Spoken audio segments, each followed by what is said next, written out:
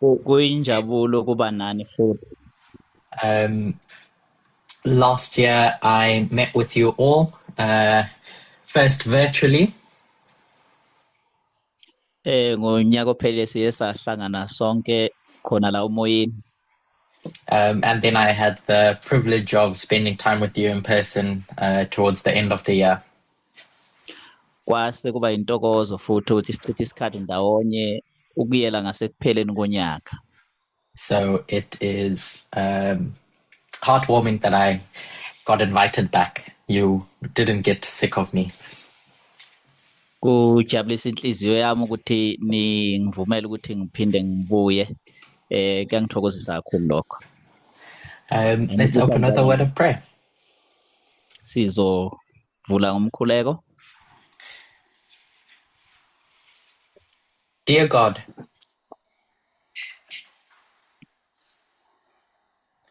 thank you for this blessed Sabbath day. Siyakubonga leli Sabatha elibusisekile. I pray that as we study together, we may grow in our understanding of you and your kingdom.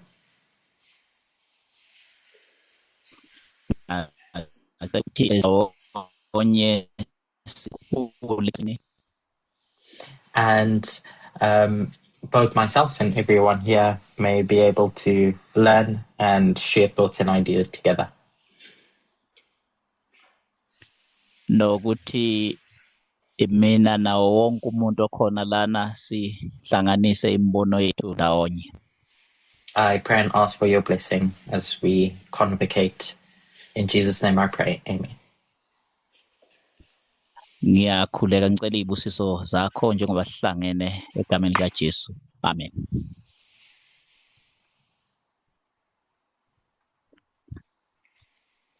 I don't know if it's just me, but the translator's audio is coming in and out.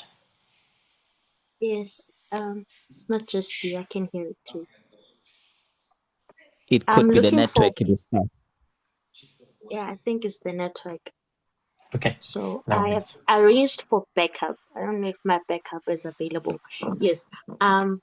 Tato. Hello. Hello, Tato. Can you hear me? I can hear you. Can you hear me? Yes, I can hear you perfectly. Thank you, Tammy. Tato, can you please take over? Okay, thank can you. I join with my phone? Can I just have 2 minutes? I'll be joining with my phone. Okay.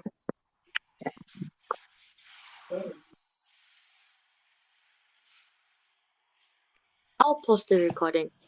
Sure, you can stop it and then.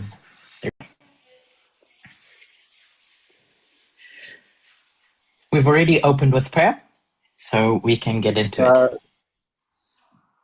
Sesiqalile ngomkhuleko, so sesingaqala. Over the last 2 years, Kule minyaka emibini edlulileyo, as a movement, we've tried to understand the Sunday Law waymark. njenge-movement lokho sizama ukubona kahle lo mthetho-sondo okanye le waymark yomthetho-sondo.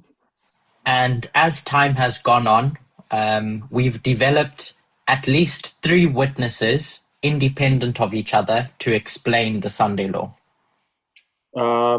Ke sikwazile kule minyaka ukudevelopha indlela ezintathu ezibonisayo le ndlela esibona ngayo lo mthetho-sondo. Which, if you're going to develop any robust theology about something, njengoba wena uzoqala wenze imfundiso ejulile ngalokho sikhuluma ngakho, it demands that you have at least 2 witnesses, as we would say. ziyefuna ukuthi ke ube namangqina amabili. But the more the merrier. Xa zininzi kuba ngcono. When developing your witnesses, when doing a Bible study, Xa uba ufuna ke la mangqina akho amabini usenza isifundo seBhayibhile, the strength of your conclusion is found in the fact that they are developed independently. amandla wesifundo sakho ke afumaneka apho ukubona khona ukuthi ezi ngcinga ezi ziphuma zizodwa zingaxhomekekanga kwenye iziphumela iyodwa nje. But what you'll find is that even though they're developed independently, they end up complementing each other. Kodwa ke xa uzibona zikwazi uziphumela zizodwa, into evuyisayo ukuthi zikwazi ukungqinelana to form a fuller picture of the topic that you're studying. zikwazi ukugcwalisela lesi sifundiso osikukhuluma ngaso. And so that first witness that we were introduced to Obungqina bokuqala saqala sabufundisa okanye sabufumana is the study of Quintus. sisifundo esithi sasithetha ngoQuintus. And the meaning of the name and the association with the fifth month. Ke eligama ke lalithetha okanye lalihlanganisa nenyanga eyesihlanu. And embedded into that was everything to do with Julius Caesar and okudibene nalokho ke kubuhambiselana ke noJulius Caesar. And we took the next step in developing a second witness. Siye sathatha amanye amanyathelo ukuthi sifune okunye ubungqina, which was to do with gatekeepers. lokho kubukhuluma ngabagcini sabo. Gatekeepers in relationship to the throne, what we would term today as the presidency. Abagcini sango ke ukuhambiselana nobupresident okanye nesihlalo. And then in October last year, Ke kodwa ke ngo-October kulo nyaka ophelile, in South Africa, in fact, kwalapha eSouth Africa, we started talking about fornication, siye saqala ke sathetha ngokurhexeza, which formed the basis of our third witness. yaba ke lingqina lethu lesithathu. While those studies in South Africa were framed around adultery, Kodwa ke noba ke ezi zifundo zibisenziwa eSouth Africa zazithetha ngokurhexeza, in the context of human relationships, kuhambiselana okanye kubandakanyeka abantu okanye ubudlelwane babantu. we know that the way to understand spiritual matters is by using parables, the natural world. Siyayazi ke ukuthi sikwazi ukuqonda ezesiprofita fanele sisebenzise ezi zemvelo ezemvelo. So it didn't take much to go from understanding adultery in the context of human relationships Akhange kuthathe into engako ke ukuthi sikwazi ukuqonda i-adultery ekusukeni ebudlelwaneni babantu, and with a hop and a skip get to our understanding of the Sunday law through the lens of fornication.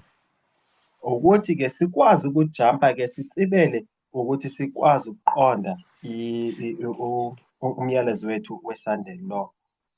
The fornication as described in Revelation 17 between the woman and the kings. Ukrexeza oku sikubona phaa kwincwadi ye-Revelation chapter 17 ophakathi kwewesifazana nalona oyinkosi.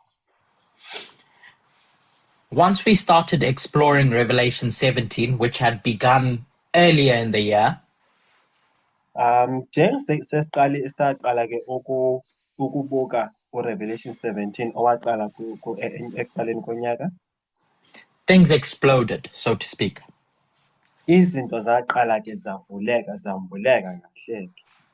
The genie was let out of the bottle. Lo mfana omncane wakhitshwa ebhodleleni ukuthi akwazi ubonakala. Because now we could solidify our understanding of those symbols that we see in Revelation 17. Siyakwazi ukuqinikekisa ke i-symbols ezi sizibona kwincwadi ezithileyo. And the three that we've dealt with as a movement thus far is the symbol of the woman, the head, and the beast. I-symbol esi ke sesidlule kuso okanye sesizifundile siyi-movement lo wesifazana nekhanda ne-beast. I'm not going to go into the proofs of how we arrived at the definitions that we have for the woman, head, and beast. Andizogxila kakhulu ubonisa ukuthi sifike njani kwinyani yobonisa ke wesifazane nenhloko ne-beast. Perhaps if you have those questions, we can go over them in the question and answer section later. Xa unalo mibuzo ke singayiphendula kwisifundo esilandelayo esizobe singumbuzo nempendulo. But put simply, we understand that that woman is something that contains an ideology. Siyayazi ke lo wesifazana imele into okanye into enengcinga ezithile. It has ideas that it wants to disseminate to the people in the world. Inengcinga efuna ukuzidlulisela ebantwini abasemhlabeni. To be able to control them to do what she wants. Ukuthi aba bantu bakwazi ukwenza lento yena ayifunayo. But we see in Revelation 17 that the woman cannot control those people directly. Siyabona ke kwincwadi yezithilelo ukuthi lo wesifazana akakwazi ukukontrola aba bantu ngokubaqonda. There's an instrument that she needs to use to be able to do that. And that's what we see the head being. Udinga into ethize azokwazi uyisebenzisa ukuthi akwazi ukukontrola abantu. Kulokho kungakho ke okwazi ukubona inhloko okanye ikhanda leli lizosetshenziswa. Generically, we would define it as a political institution that has the power that the woman needs. Ngokulula nje singathi ke i-institution eyesipolitiki enamandla. A beast is really the same thing. Ne-beast ke okanye isilwane esi into efanayo. The only difference Umehluko nje is that when we describe it as a beast, xa thina sithetha okanye siyibonisa njengesilwanyana, there's a recognition that now this political institution has been captured by the ideas of the woman. Ibonisa nje ukuthi ke ngoku le yesipolitiki ifunyenwe le micabango le alo wesifazane. I hope that makes sense. Okay. Ndiyathemba ukuthi lokho kwenza ingqondo okanye kuletha umqondo. One of the symbols that we haven't really got into thus far I-symbol enye esingakayijongisisi kahle ke ukufikela ngoku is the 10 horns. zezimpondo ezilishumi. I've gone over this study last week in the USA. Ndiye ndadlula ke kwesi sifundo ke pha e-USA, eMelika. This week I want to go over it again. Kodwa ke kule veki ndifuna ukuphinda futhi ndithethe ngayo. When I approached the topic of gatekeepers originally, Xa ndijonga ke esi sihloko esabagcinisango and explored the relationship of gatekeepers in today's political system, ndijonga ke ubudlelwane balaba bagcinisango kwezesipolitiki sanamhlanje. we briefly looked back at how those gatekeepers operated in relationship to Rome in the 6th century. Siye sajonga ukuthi ke ubudlelwane bubunjani xa sijonga phaa kuRoma wakudala abaqinisango bela xesha. So, if anything, all that I want to try and do today is connect those dots. Into endifuna uyenza ke namhlanje kudibanisa la machaphaza lana. So, taking a step back, Xa ndithatha ke inyawo ndilibuyisele emva kancinci, we recognize that Daniel and Revelation are our two, we'll say, primary books of prophecy that the prophets give us. xa sijonga incwadi yakaDaniel neRevelation siyabona ziincwadi ezimbini ezi abaprofeti abasinikeza zona. I've picked out a chapter from each of those books, Ndiye ndathatha ke ichapter enye ke kwezi ncwadi zombini that describes the succession of kingdoms through Earth's history. ebonisa ukuthi omnye umbuso udlula kanjani kulandele omnye kanjani. And what we see in Daniel 2 Into esiyibonayo ke kwincwadi yakaDaniel chapter 2 is that right at the end, once we get to the fourth kingdom, Rome, xa sesifika phaa ekugqibeleni okanye ekugcineni masifika phaa koRoma, that iron that Rome represents flows from the legs into the feet and toes. into esiyibonayo ukuthi ke intsimbi lena iyadlulela ezinyaweni phaa kwiminwe elishumi, But it's still Rome. kodwa ke sibona iseyiRoma naleyo. And when we get to Revelation 17, Kodwa ke xa sesifika kwincwadi yezityhilelo 17 in conjunction with Revelation 12 and Revelation 13, sizidibanisa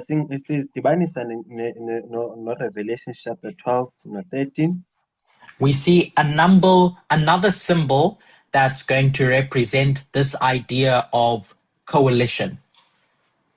sizobona esinye isithombe ezizosixelela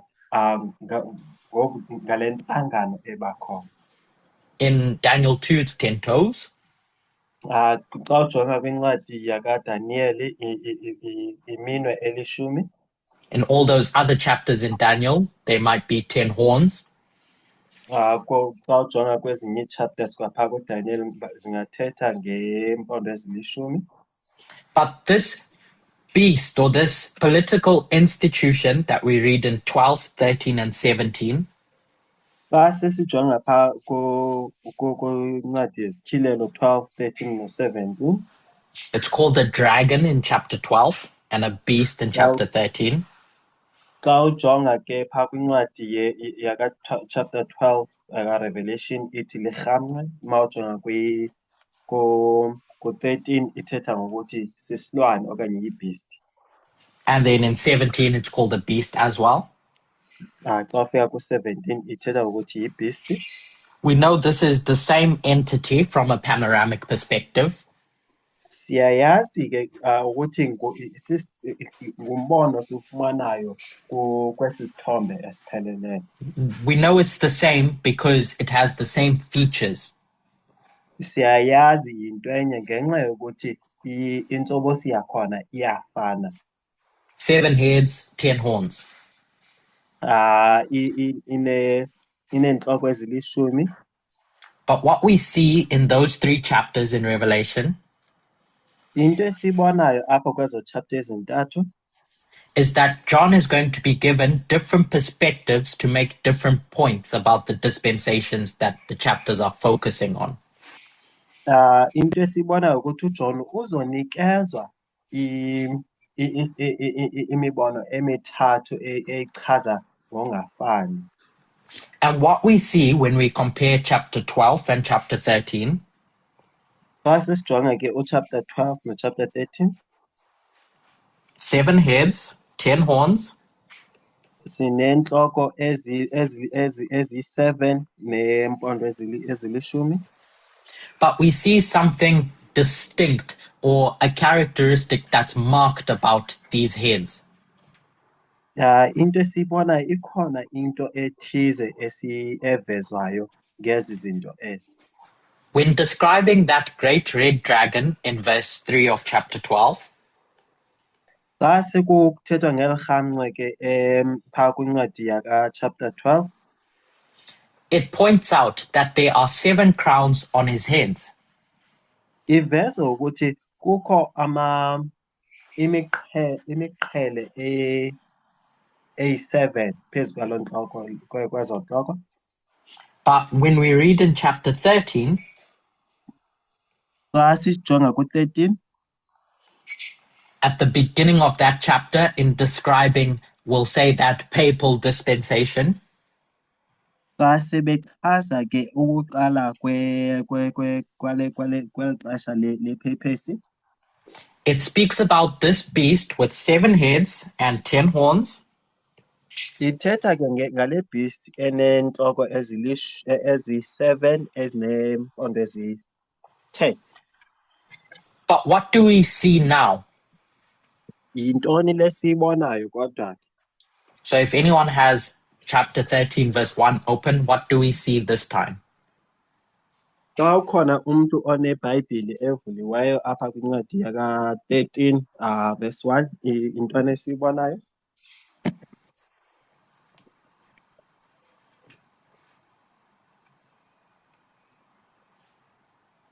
In relationship to the heads and the horns.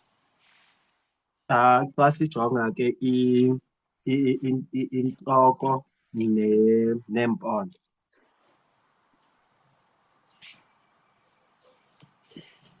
Okay, I'll read the verse. Okay, siyifunda ke ivesi. John is standing on the sand of the sea, and he sees a beast rising up out of the sea. Sibona ke uJohn eme esihlabathi. And this beast isilwane siphuma. has 7 heads and 10 horns, like we said. Esi silwane ke sineentloko ezi-7 but zineempondo ezu-10. But where are the crowns now? Ingaba ii-crowns zikuphi zona? They're on the horns. Sibona ke ukuthi ii-crowns okanye imiqhele lena iphezu kweempondo. But what's on the heads this time? Yintoni ephezu kwentloko? Blasphemy. Sibona ukuthi ngamagama athukiselayo. Do we see that? The shift of those crowns from the heads to the horns. Ingabe siyabona umehluko okanye lento esiyibonayo apha kule vesi lena? Now when we get to chapter 17, Xa sifika chapter 17, John is going to be taken through different phases of history. Sibona ke uJohn ezothathwa adluliswe kwi-history ezohlukeneyo to try and explain the end of the great controversy. Ukulinga ukucacisa isiphelo sale mfazo ekhona. So at first he's taken to that dispensation that we've just read about in chapter 13.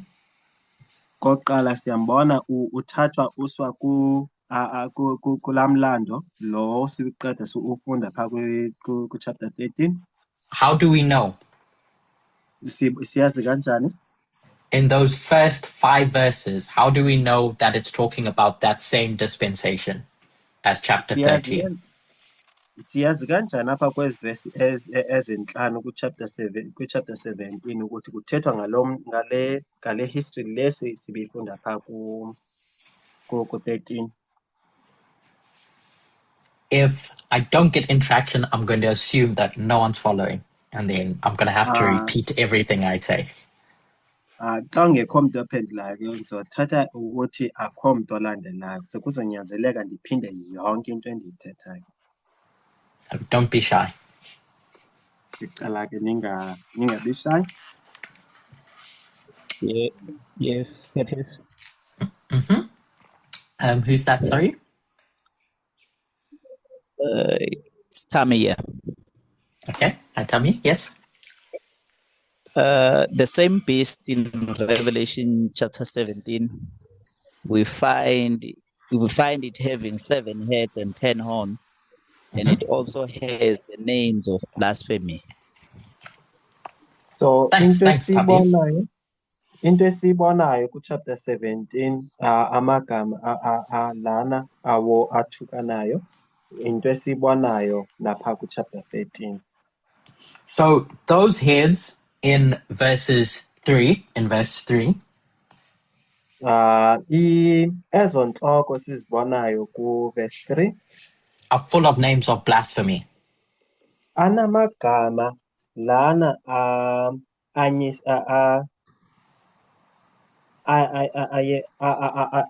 athukayo. So we know, at least from that first clue, that it's talking about that same period. Siyayazi ke ukuthi ke athetha ngalomlando owodwa. The beginning of the verse gives us another clue, which is the fact that he's carried away in spirit into the wilderness. And we'd have to... Oh, sorry.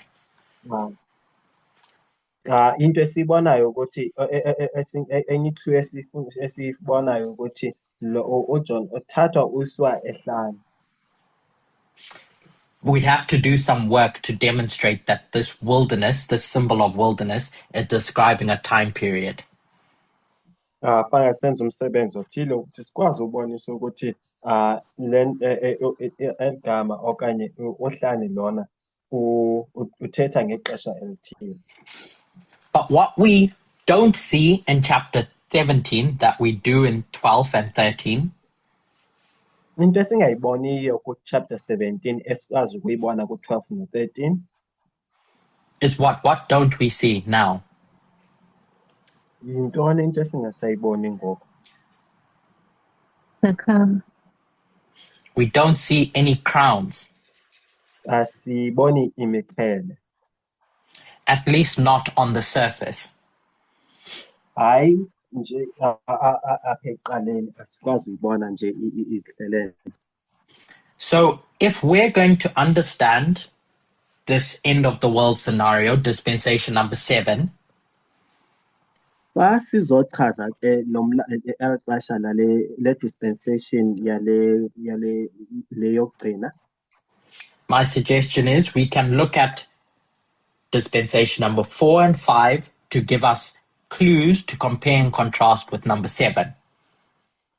into esingayenza fanga sijonge. Can you repeat that please, Curtis?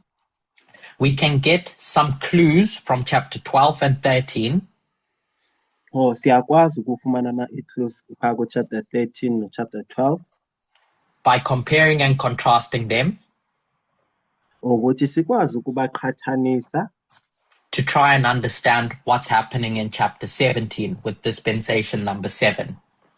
ukuthi sikwazi ubona ukuthi kwenzakalani ku-chapter 17 kule dispensation ye-7.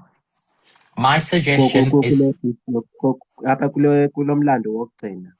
Sorry. my suggestion is that these 3 chapters, their primary focus Ndifuna ukuthi ke ezi chapters zontathu ke eyona nto zigxile kuyo are 3 different dispensations or kingdoms. zijonge kakuhle i-dispensation ezintathu okanye amaxesha and everything around that is built to give support to those explanations. Enye nenye into erhanqe lapho ke yakhelwe ukuthi ikwazi ukuseka lokho kukhulunywa ngako. So, for example, in chapter 12, umzekelo xa ujonga ku-chapter 12 it will talk about what we would call pagan Rome. Izothetha ke mhlawumbi masijonga ngegama le-pagan Rome. And then how it chases this woman into the wilderness. Ukuthi imjarha kanjani lo wesifazana imsa ehlane. The focus, I think, is about dispensation number 4, but it mentions number 5. Eyona nto eyithetha ngayo esiyibonayo ukuthi kuthethwa nge-dispensation lena yes-4 kodwa-ke kukhona nalesihlanu evelayo to explain number 4 better. ukuthi ikwazi unumber 5 akwazi ucacisa unumber 4 kangcono. And then in chapter 13, it's the same thing, but from verses 1 to 10. Kodwa-ke xa sesijonga-ke chapter 13 ukuya from verse 1 to 10 sibona-ke into efanayo. And then chapter 17, my suggestion is that chapter is built to explain the last dispensation.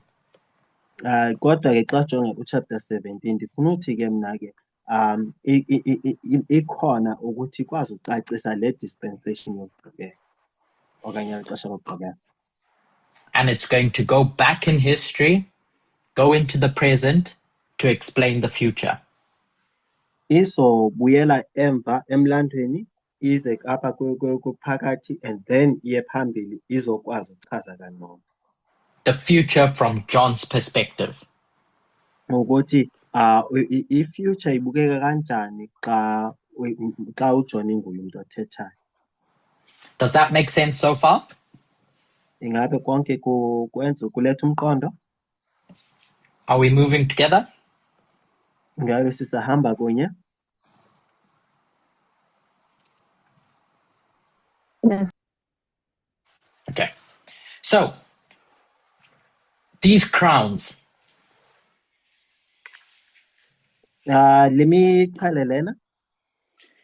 If we look at least the Greek definition of the word that John uses, Xa singajonga ke eligama lesiGrike uJohn alisebenzisayo, it's a specific word to describe a specific type of crown. Ligama elithize elichaza umqhele othile. And not the literal definition, but the implication of the definition. Not okuyikho ngempela kodwa ke okuchaza ocishe kube kukho is symbolizing where this idea of royal authority sits. Ibonisa ukuthi ke amandla lana obukhosi ahleliphi kahle kahle. Where the authority to rule resides. Ukuthi ke amandla wokubusa ahleliphi. So at least from the symbols, Xa sibona izithombe lezi, i-symbols esizinikezwayo. In 12 we're told they reside on the head.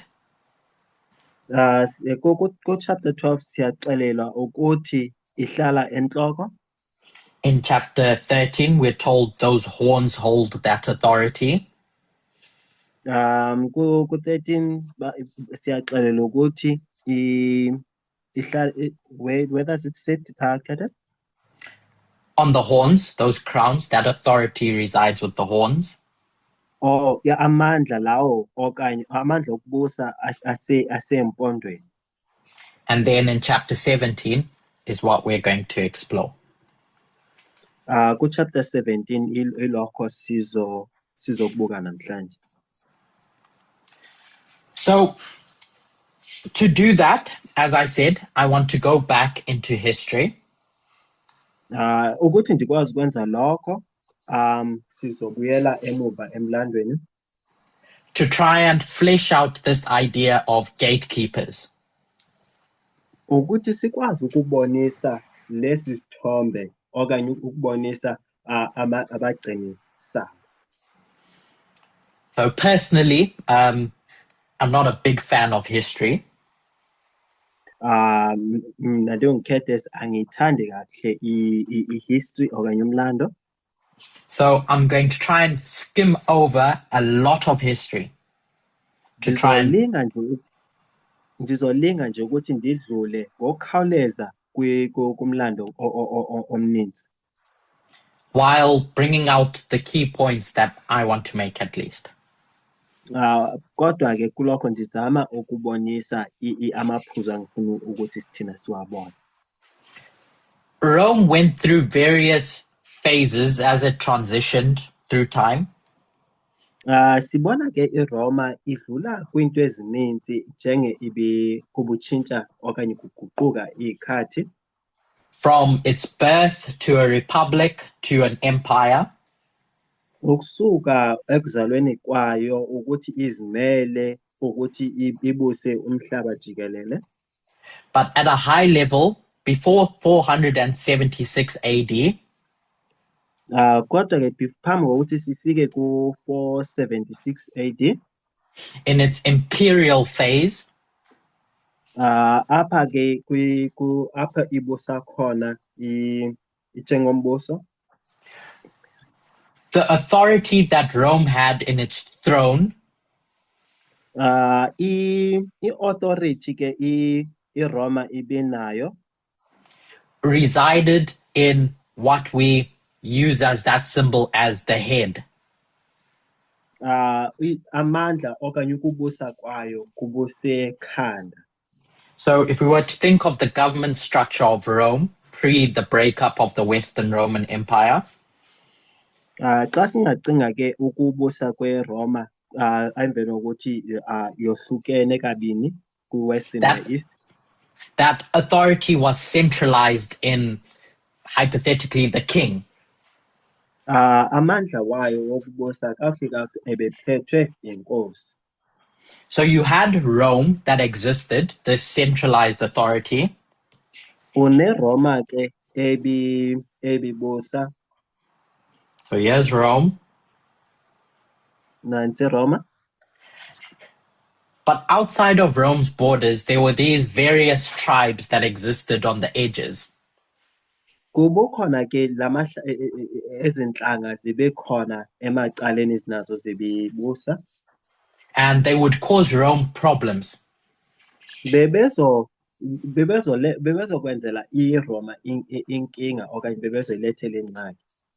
But when Western Rome broke up, kodwa ke xa ujonga iWestern Rome xa ihlukana kabini in 476 AD, ngalo mnyaka ka-476 AD, it becomes fragmented. Sibona ke ihlukana kaningi. And these different tribes, these Germanic tribes that existed on the edges, lezi tribes ezibe khona ngeso sikhathi, they start immigrating into Roman territory. Baqalisa ke basuka apho bebekade behlala khona besiza kwezi territory okanye kwezi ndawo zibiphethwe yiRoma. And they start taking over different geographies and territories.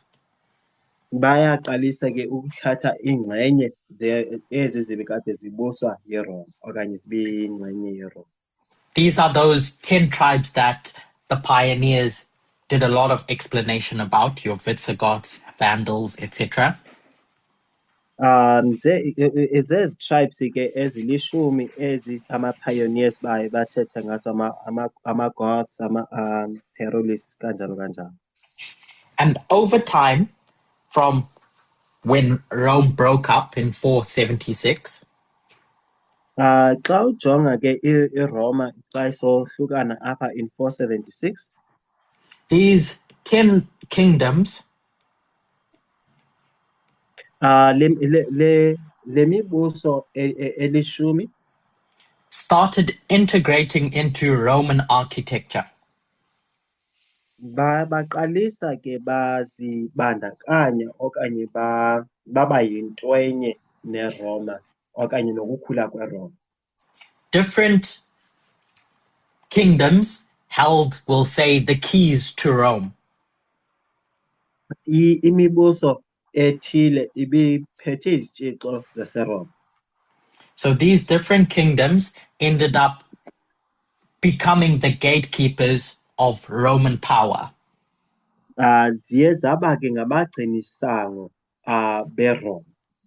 So if the papacy wanted to rule, Xa ipapacy ibifuna ke ukubusa, they had to get the key from these gatekeepers. kubunyanzeleke ukuthi bathathe izitshixo kwabagcinisango. And that's the story of those 3 horns being plucked up. Leli bali leli mibuso emithathu eyakhutshwayo okanye yasuswayo.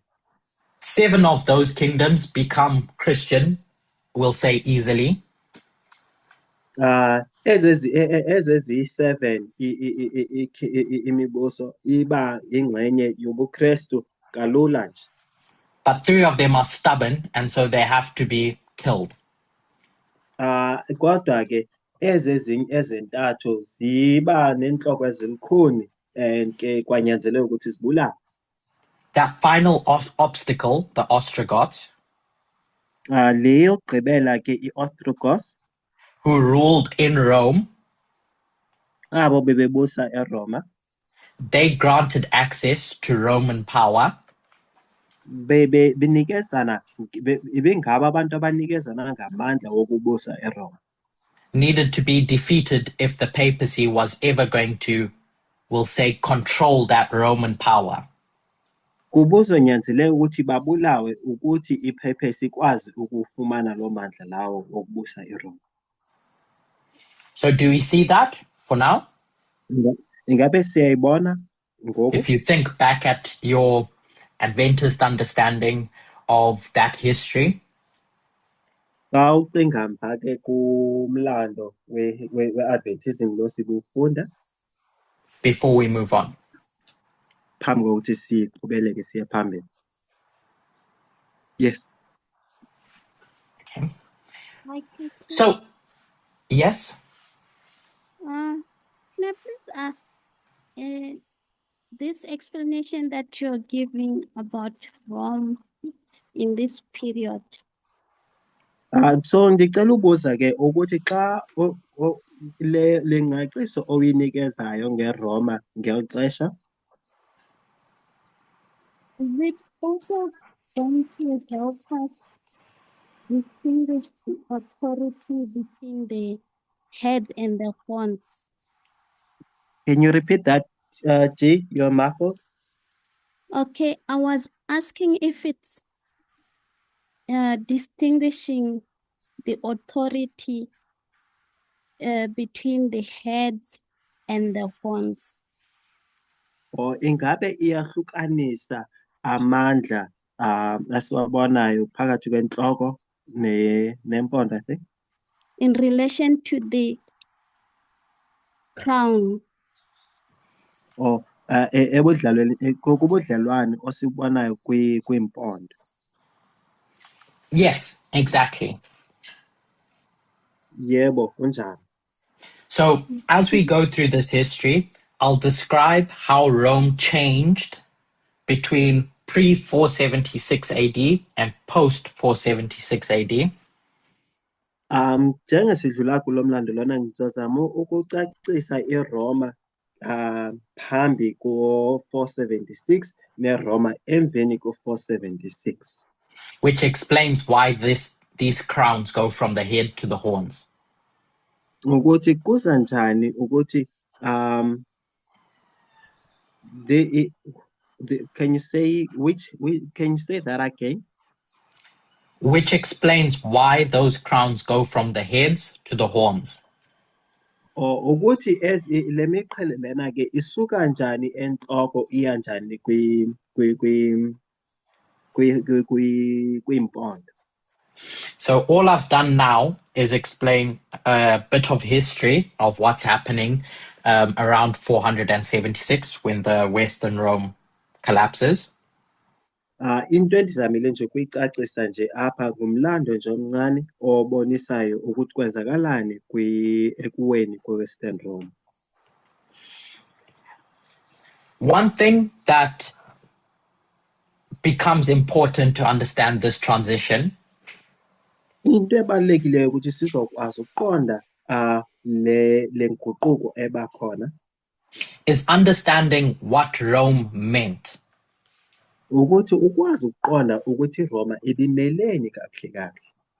Because a question that I've had, at least when thinking about the papacy, Umbuzo mna ndibenawo xa ndicinga ngepapacy is why did it matter where the papacy was if it wanted to rule? ukuthi ke ipapacy kubukhathaliseke phi ukuthi ihleli phi ngelo xesha. Why couldn't it just put its office somewhere else and rule remotely, work from home? Kutheni ibingabeki iofisi yayo noba kukuphi and then isebenzele usuka endlini? But just like companies today recognize Umzekelo njengee-companies namhlanje zikwazi ukubona, there's a difference when you work remotely versus when you work in the central office. kukhona umehluko xa usebenza bucala naxa usebenza phakathi kwesidlangalala, phakathi ebantwini. The impact of those strategic decisions changes. Umthelelo wezo zinqumo ukhona. And so the papacy wanted to be in the head office. Ipapacy ke yona ke ibifuna ukuba khona e-head office. What made it the head office is what Rome meant in the world at that time. Eyona nto eyenza ukuthi ifune i-head office kungenxa yokuthi iRoma ibimeleni ngelo xesha. Rome wasn't just any city. iRome ibingayosithi nje kuphela okanye ibingalolizwe kuphela.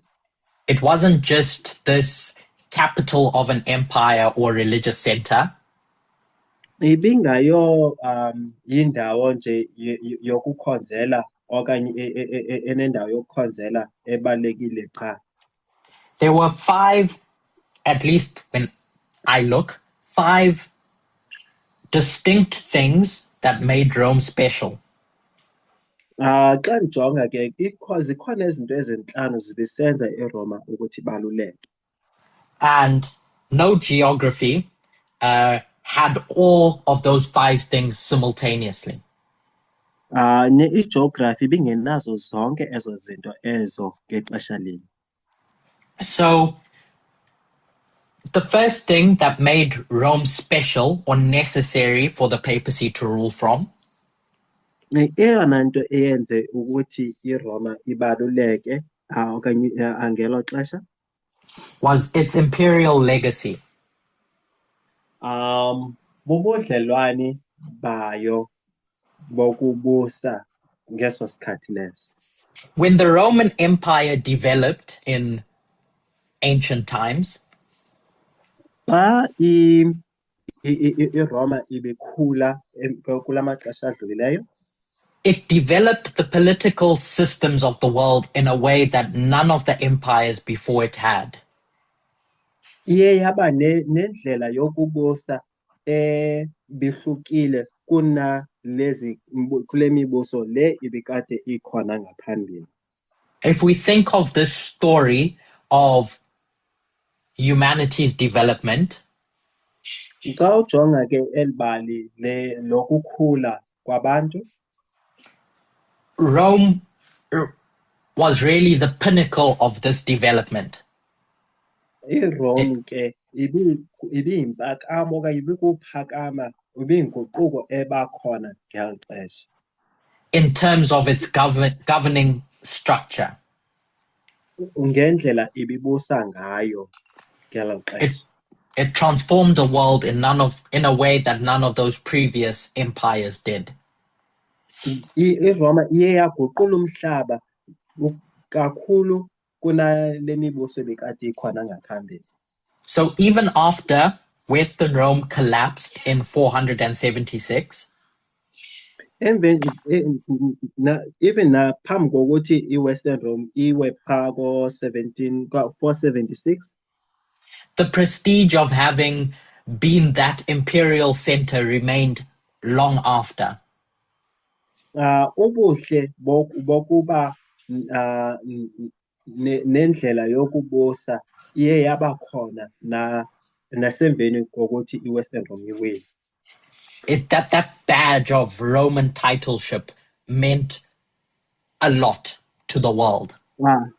ibheji yokuthi wena unobudlelwane neRoma kubuthetha kukhulu lokho. And so that's why you have all these barbarian kings seek after Roman titles so much through this history. Kungakho unezinkosi zalamazwe la zifuna ubudlelwane nokuba nebheji yaseRoma kangaka. So if you ruled from Rome, you assumed the authority of the Caesars. Xa ubusa eRoma uyakwazi ufumana amandla la asuka kwiCaesar. But it wasn't just this imperial legacy that Rome maintained. Ibingasiyo kuphela le ndlela iRoma ibibusa ngayo ebinakho. It was the ideological authority that Rome had come to possess. Ibi nendlela ecabanga ngayo okanye imicabango eRoma ebinayo ngelo xesha lelo. Who's the pinnacle of Catholicism's claim to authority? Ingabe ngubani lo ingabe iCatholic izenza ukuthi ifana naye? That draws that line from Jesus to the Pope. Edweba umugca kuYesu. It's Peter. Siyayazi ukuthi nguPeter. Their first bishop of the church. Ubishop wabo wokuqala nguPeter. Hello?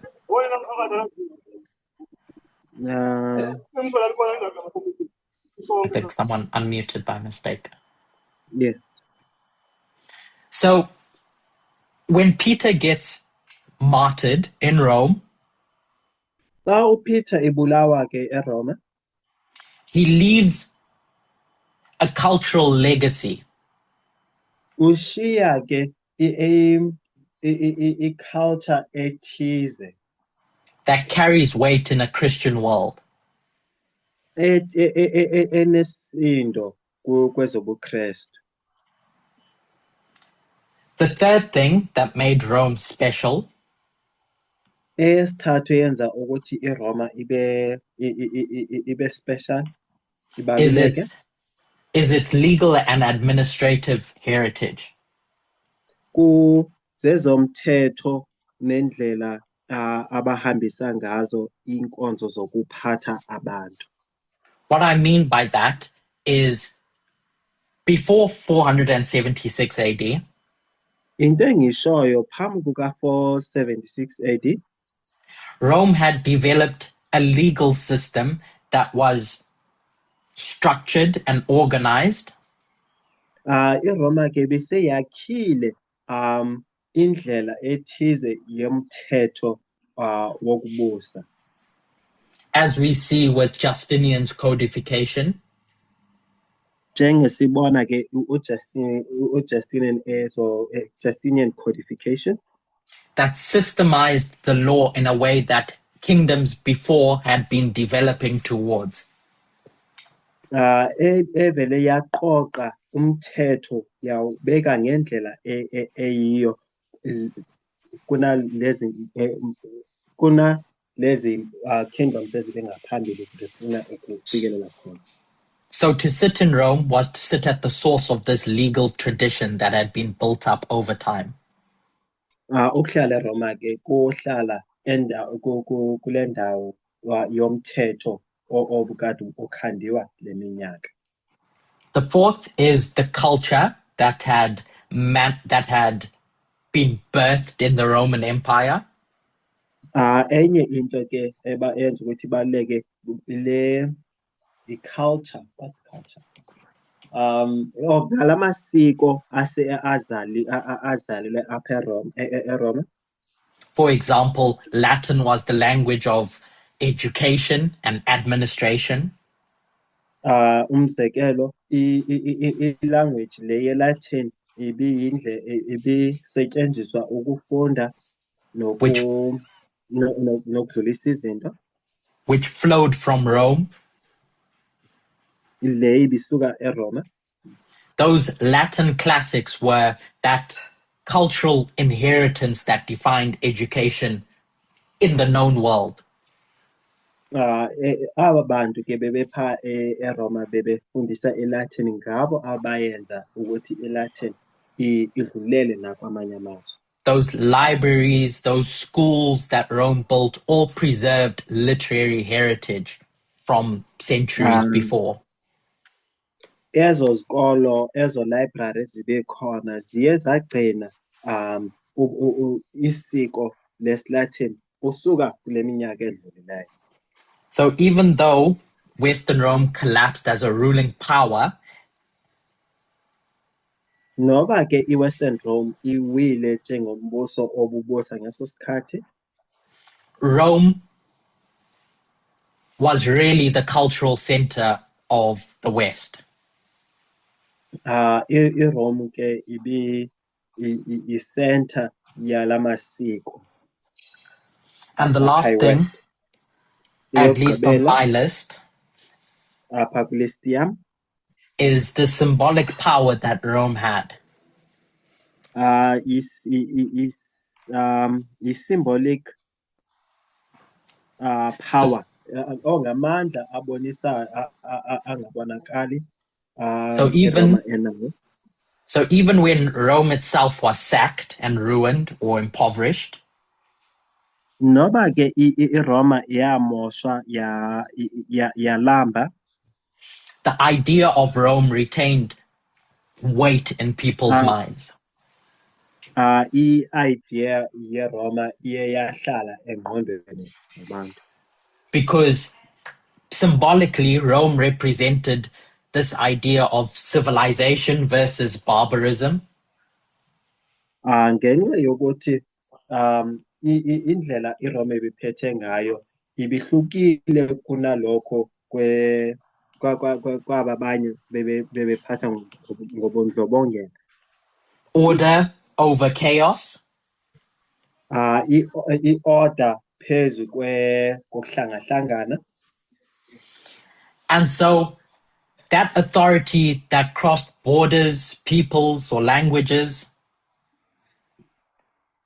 that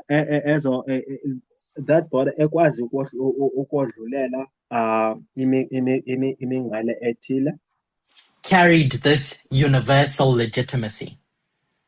Iye yadlulisela ke ubonisa what is legitimacy? I don't have a synonym. Like if you were to think of the rightfulness to rule. Yes. Iye yadlulisela ukubonisa ukuthi yona kufanele iphethe kwamanye amazwe. Just a second. I noticed that someone's written on the screen. Ukhona umuntu obhalile kwi-screen. Jonga. Can you see a blue line on the screen? Yes, I can see the blue line on the screen. Okay, I'll just stop sharing for a moment and then share again.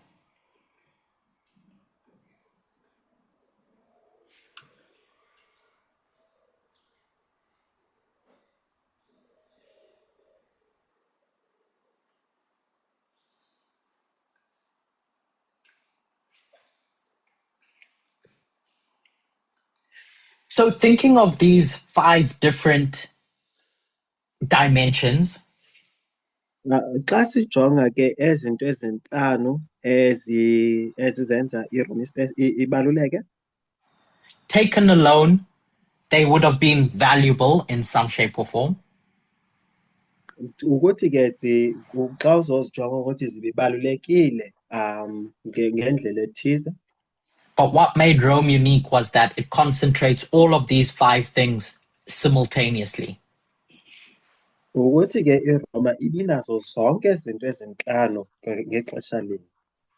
And so the papacy knows this, the church that had been developing. ipapacy ke ibandla libekade likhula ngelo xesha libiyazi lokho. And it wants access to this. Ibifuna i-access kwezi zinto ezi.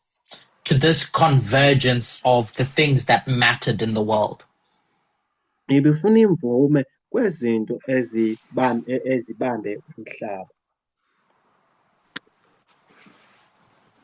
So back to the question that was asked earlier. Ubuyela mva kulo mbuzo bubuziwe ngaphambili. Of what we see in that transition between the crown going from the head to the horns. Ukuthi sibone umqhele usuka kwinhloko usiya empondweni. We can take a look at the comparison to Rome as it existed pre the breakup of the Western Roman Empire and after it. Singakwazi ukuqhathanisa ke iRoma phambi koko-476 apho yophuka khona ne-after ke ngoku 476. Can I just get a time check? I'm meant to stop part 1 an hour and 15 minutes. Ngicela nje ixesha ndigqibe in 15 minutes after an hour. We have 10 minutes left. Okay. Okay. So with that in mind, Sinalokho engqondweni of what Rome meant, ukuthi iRoma isho ukuthini. if we were to look at all those kingdoms from 1 to 4, Sizojonga usukela kweyokuqala kufikela kweyesine. Babylon, Medo-Persia, Greece. Le mibuso kusuka kuBabylon ukuya kuMedo-Persia uya kuGreece. And we think of Rome in 2 parts. Sicinga ngeRoma ke ngokwendawo zazo ezimbini ezohlukeneyo. Well, let me not say 2 parts. Rome as Rome A and Rome B. Okanye ngithi ke iRoma A noRoma B. We can start to see a difference in what Rome was. Singakwazi ukubona umehluko ukuthi iRoma ibiyintoni. So Babylon, Medo-Persia, Greece, and Rome A. iBhabhilona neMedo-Persia neGreece neRome yokuqala. All ruled with that idea of a throne, centralized authority. Bebebusa ngala mcabango wokuthi inkosi efanele ihlale esihlalweni.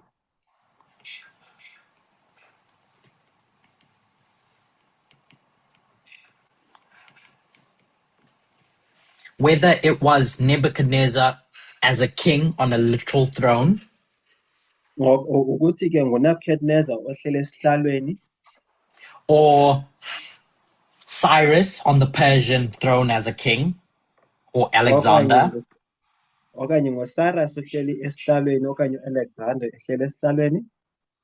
by the time you get to Imperial Rome, you have the same situation with Caesar. Xa ufika kwiRoma leyokuqala ke sibona into efanayo kuCaesar. But if you've been following the story thus far, Xa ubukade ulandele ibali ke ukufikelela ngoku, what happens in 476? yintoni enzakalayo ku-476? What does the papacy want? Ingabe yintoni le ipapacy ifunayo? That's an open question. Ngumbuzo ovulelekileyo ke lowo. When the papacy wants Rome, do they want this? Ingabe ke ipapacy xa ifuna ukuphatha, ingabe ifuna lokho isihlalo? What exactly is it about Rome that they need access to? Ingabe yintoni le kahle kahle abayifunayo kwiRome? It's all the 5 things that you have shared. Can you translate that?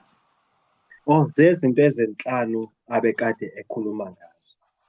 So before, Ngaphambili, it was a throne, a kingship, authority, ibisisihlalo, ubukhosi. authority could be clearly identified and marked out. I-authority ke ubukwazi ukuyibona iveziwe. But now it's no longer that the papacy wants access to a literal throne that they see in Rome. Kahle iphepesi ibingafuni isihlalo wonke umuntu ebesibona. It's a framework.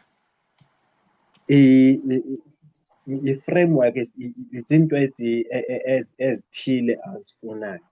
It's ideas in people's minds. Imicabango yabantu okanye izingqondo zabantu. What Rome meant to the world. Ingabe iRoma ithethe ukuthini ebantwini? But if Rome is going to rule If iRoma ke izobusa and get access to this framework, afumane ke i-access kwezi zinto ezizikhanda eRoma. what does it need? Ingabe yintoni leyidingayo? It needs something that does have this type of kingly authority that we saw in dispensation number 4. Ifuna into inamandla afanayo nalowo bukhosi. And that Roman framework doesn't provide that. I-Roman framework lena ayinikezani lokho. It doesn't provide a centralized seat of power.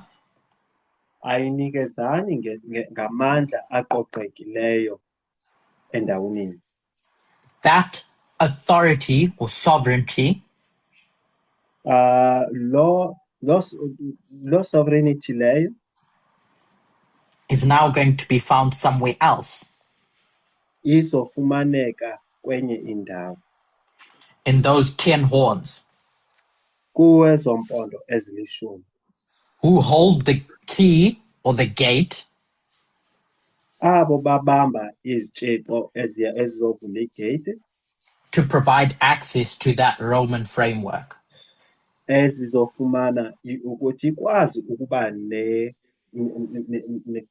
nomgalelo olwenzayo ngaphakathi. Does that make sense of why the crown shifts from the head to the horns? Ingabe loo nto yenza iletha umqondo ukuthi kutheni umqhele usuka apha esihlalweni usiya apha empondweni? Because Rome means two different things in this transitionary point. Ngenxa yokuthi iRoma ithetha into ezimbili ngeli xesha eli. Curtis, hi. Sorry, can Hi. you please repeat the last part you made? Yeah. Thank you. Yeah, ebecela nje uthina ukuthi uCurtis aphinde lento bekade ethetha. So we see in Daniel 2 Into esibonayo kuDaniel 2 that it's Rome, whether it's the legs or the feet. ukuthi iRoma akungakhathalisekile ukuthi izinyawo okanye imilenze. But what we can identify from Revelation Kodwa into esikwazi ukuyibona kwincwadi ezityhilelo is that this authority to rule shifts from the heads to the horns. into esibonayo ukuthi la mandla lana ayasuka entloko aya empondweni. And the shift of this authority is because what Rome represents changes. Ukuthi ke kungenxa yokuthi iRoma imeleni iyatshintsha ngeli xesha. It changes from that head being a seat of power, a literal seat of power, Iyashintsha ukusuka esihlalweni apho sibona khona ingamandla okanye amandla wokubusa khona, where it can have kingly authority, apho ikwazi ukuba namandla wobukhosi khona, to now being a framework ukuthi ke idlulele izoba i-framework okanye umsebenzi wento ezithile, which is just a bunch of ideas lapho khona kuyimicabango eminingi of what Rome means. ethetha ukuthi iRoma isho ukuthini. And when you have a framework that's not a tangible seat of power, Xa une-framework okanye imisebenzi ethile ke engakunikeza isihlalo, you end up looking for something that does have that kingly authority. ugcina ke ukufuna into efanayo ezokunikeza loo mandla lawo wobukhosi. So if the papacy is going to rule in this Roman framework, Xa ipapacy izobusa apha kule Roman framework, kule msebenzi lena, the thing that does have that kind of kingly power that the papacy can use into enalo mandla lawo la mandla lawo ipapacy wafunayo to enforce its policies ukuthi izokwazi ukunyanzelisa imithetho yayo can be found in those 10 kings, those kings of Europe. ifumaneka apha kwezi nkosi ezilishumi zaseYurophu. I'm using that symbolically because we know 3 of them are defeated.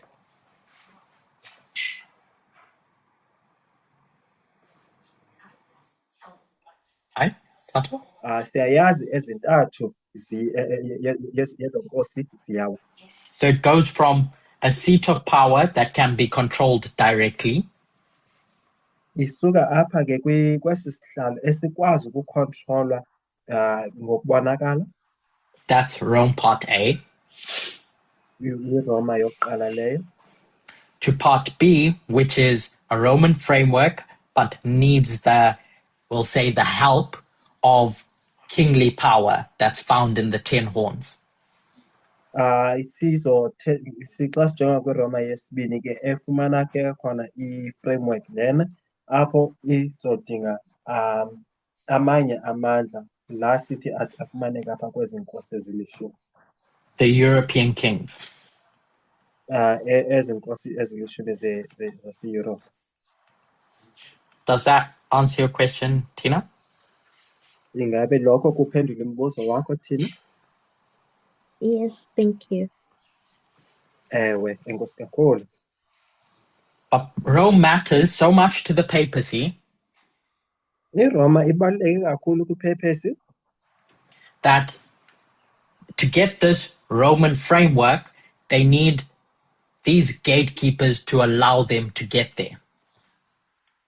idinga ke iRoma ipapacy idinga ukuthi ikwazi ukubusa idinga labagcini sango ukuthi babavumele ukuthi bakwazi ukudlula bangene kuloo ndawo.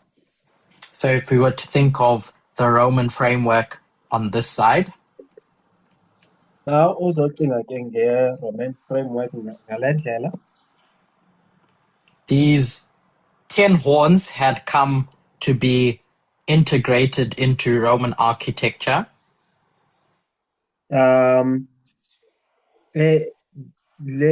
lezi nkosi ke kufanele zibandakanye zibe yintwenye neRoma that controlled who gets access to this Roman framework. ukuthi ezicontrol ukuthi ngubani umuntu ofaka afumane i-access yokudlulela kule Roman framework. If you were to think of the Ostrogoths, they essentially appointed the Pope, the priest of Rome, the Bishop of Rome. Xa uzocinga ke Orthodox ke ibingabantu abakwazi ukukhetha uPope olandelayo ukuthi ngophi umuntu ofaka aphathe. They were the pants in Europe. Ibingaba abantu abagqoka ibhulukhwe eEurope. Hence why they need to be plucked up. Kungakho ke kubunyanzeleke ukuthi basuswe okanye babulawe.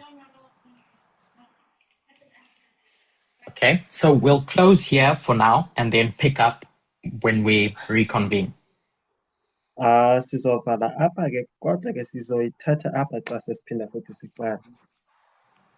But as a brief summary and key takeaways, Ukuthi ke sishwankathele lokho sibithetha ngapho.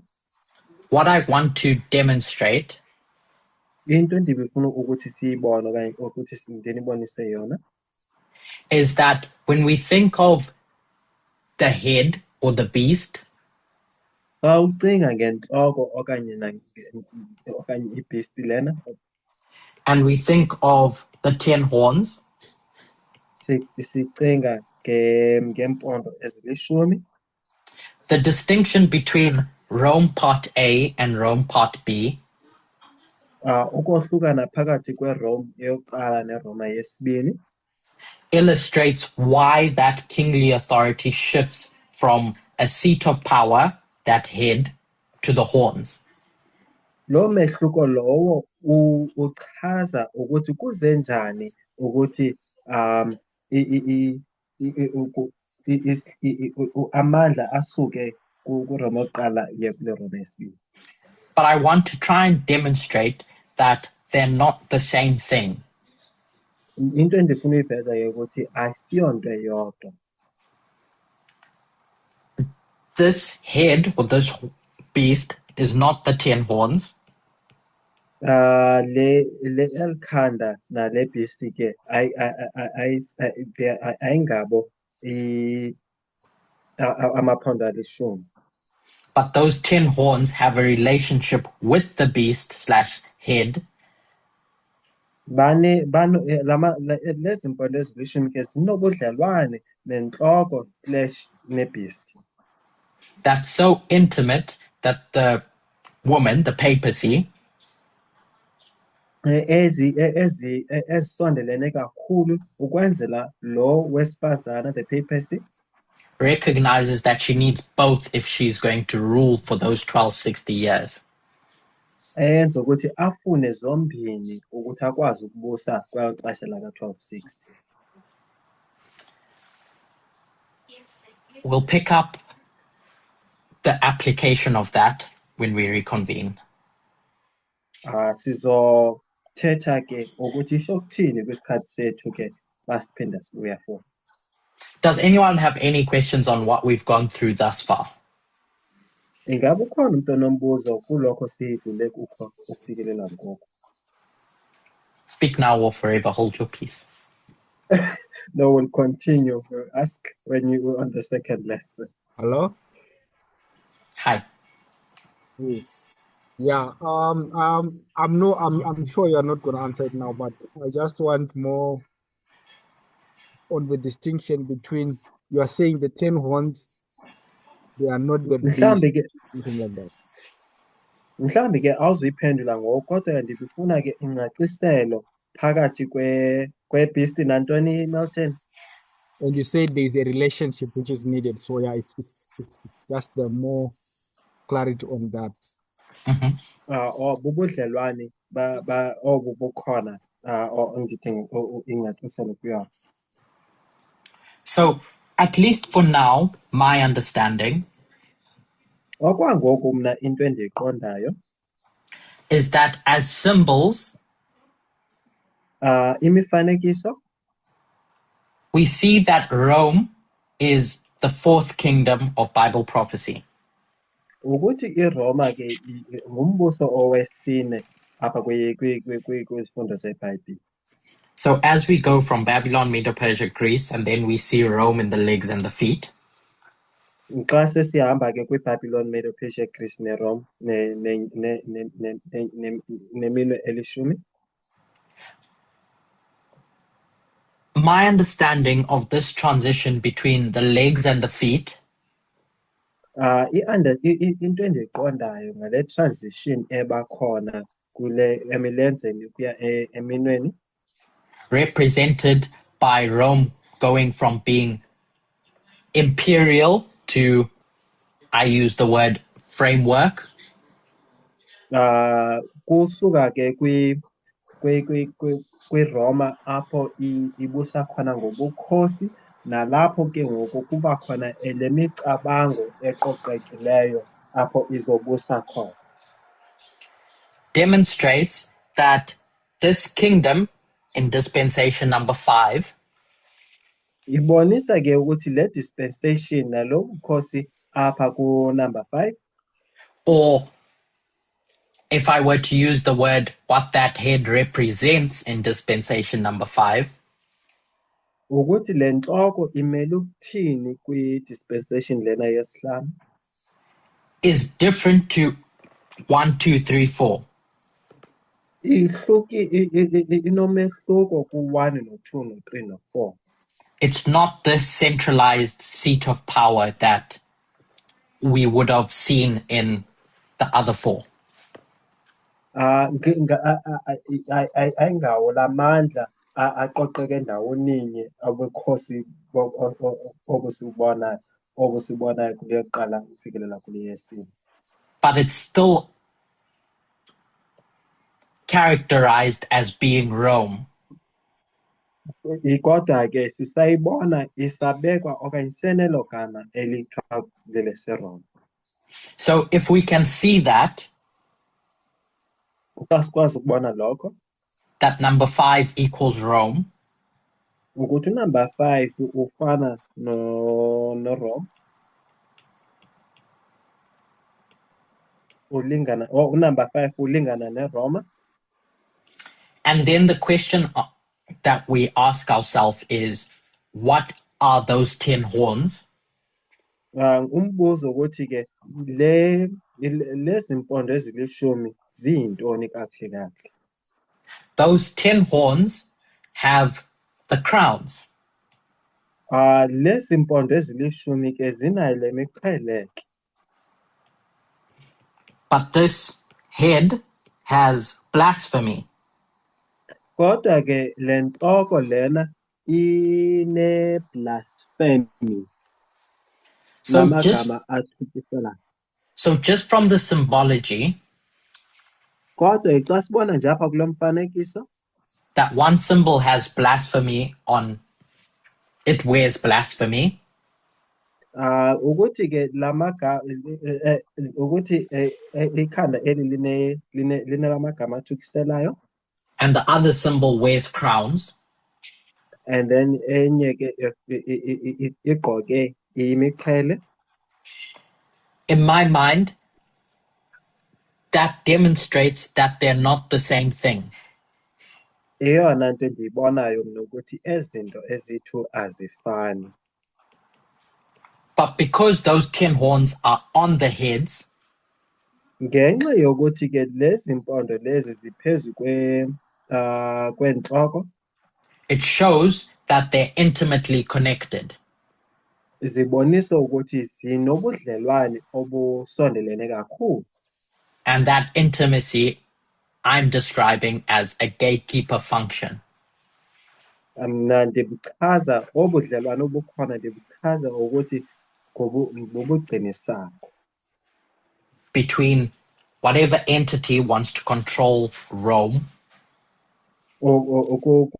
Kulapho sibona khona lo ofuna ukukontrola iRoma and Rome. nofuna ukukontrola le Roma leyo. Did that make sense, Milton? Ingabe lokho kulethe umqondo Nelson? Yes, it does. Thank you. Okay, ewe, kulethe umqondo kakhulu, Nkosi. Okay, great. I'm glad. Yes, gracious. Okay. Can you please go up a little bit where there is Rome A, Rome B? Yeah, go down. Yes. Yes. Okay. So, from 476, when we are under now Rome B,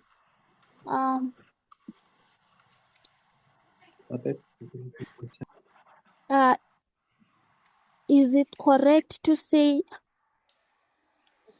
the 10 Gracious. Yes. Wait, Lyndall will just step in for me. Thank you. So,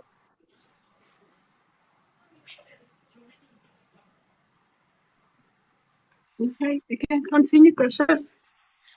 Okay, I wanted to say,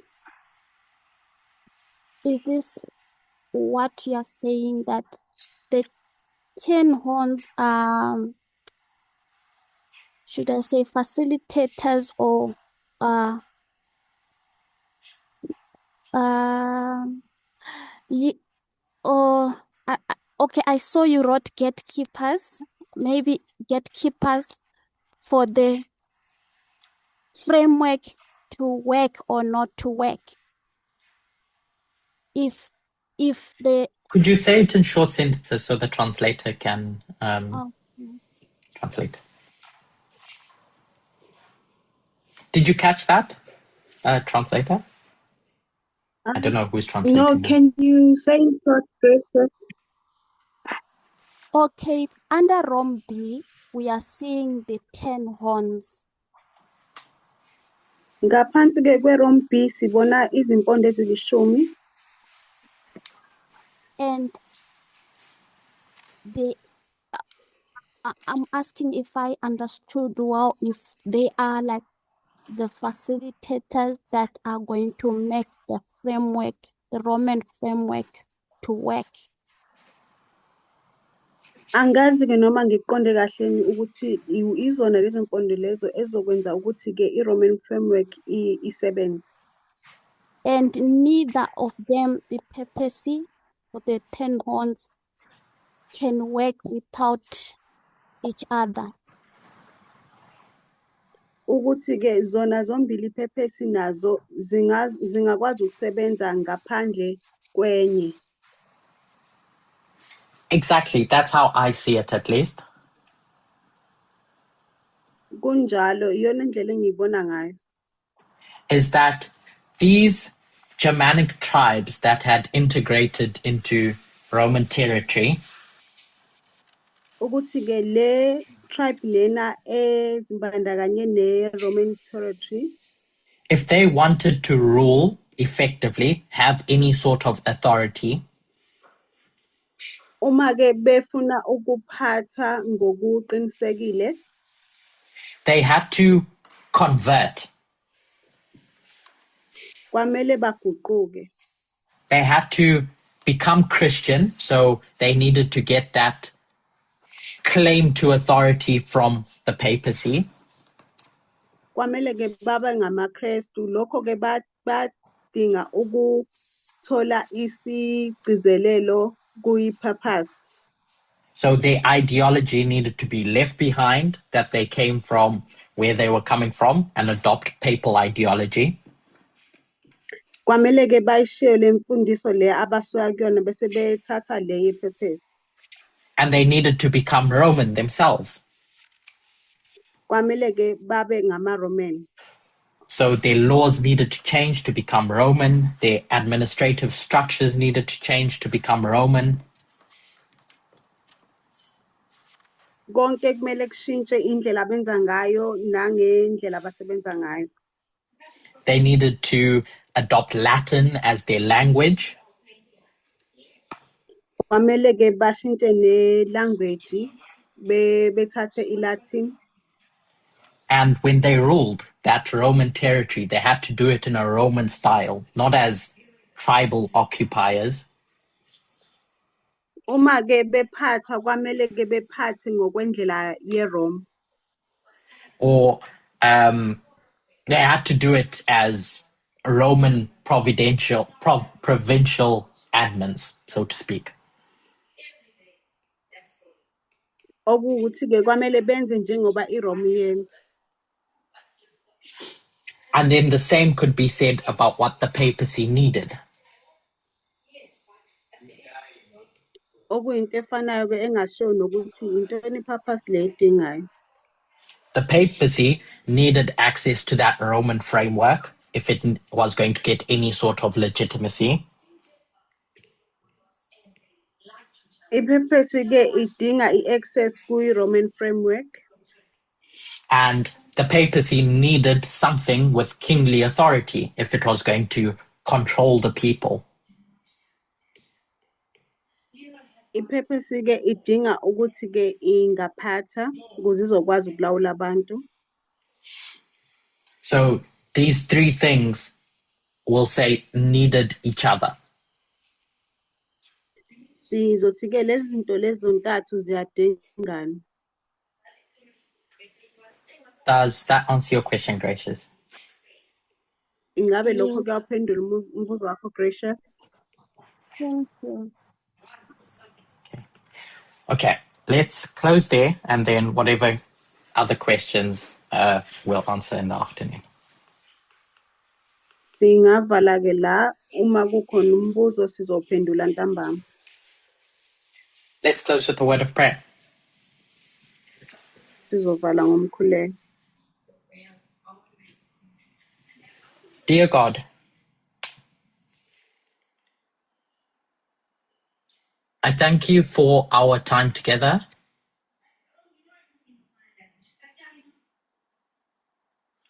And I ask that as we go on with the rest of our Sabbath,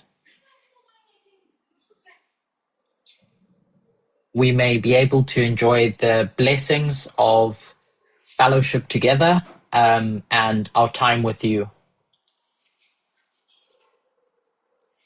I praise you and thank you. In Jesus' name, amen.